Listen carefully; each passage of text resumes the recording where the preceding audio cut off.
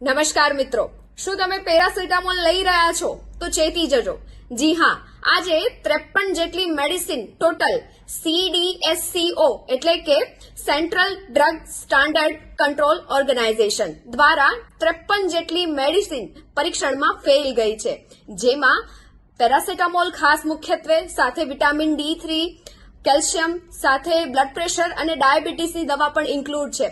Simple છે કે નાનું પેકેટ પણ આપણે દુકાનમાંથી ખરીદીએ છીએ તો આપણે એની પાછળ જોતા હોય છે કે એની એક્સપાયરી ડેટ શું છે, એમાં કયા કયા કન્ટેન્ટ છે.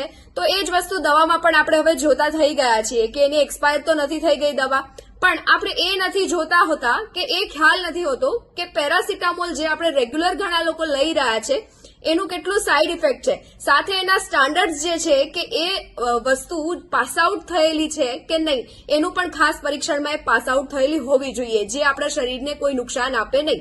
પેરાસિટામોલ એક્ઝામ્પલ તરીકે લઈએ તો એ વિથિન 1 અવરની અંદર એનું અસર આપણા શરીરમાં બતાવી દેતી હોય છે. જ્યારે આ વસ્તુ દવાનું વગર સ્ટાન્ડર્ડની આ દવાનું વારંવાર આપણે જ્યારે સેવન કરતા જઈએ છીએ ત્યારે એની સાઇડ ઇફેક્ટ જે છે, સૌપ્રથમ પેરાસિટામોલની સાઇડ ઇફેક્ટ સૌ જાણે જ છે.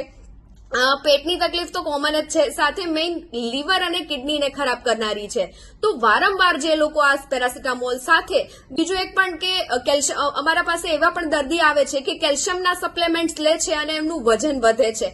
તો આ જ વસ્તુના લીધેથી જેના શરીરમાં એમને સાઇડ ઇફેક્ટ પણ મળતી હોય તો આ જ વસ્તુનું અલ્ટરનેટિવ સોલ્યુશન આયુર્વેદની અંદર છે. અમુક એવી ઔષધિ છે જે કઈ ના કઈ અંશે અમુક એવી ઔષધિ પેરાસિટામોલનું પણ કામ કરે છે, કેલ્શિયમ પણ ઘણું પૂરું પાડતી હોય છે, જ્યારે આ આયુર્વેદિક દવાનો કોઈ પણ સાઇડ ઇફેક્ટ હોતો નથી. તો આ વસ્તુ માટે ખાસ તમે ચેતી જાઓ કે આ જે ન્યૂઝ છે એ તમારા સાથે મેક્સિમમ શેર થાય.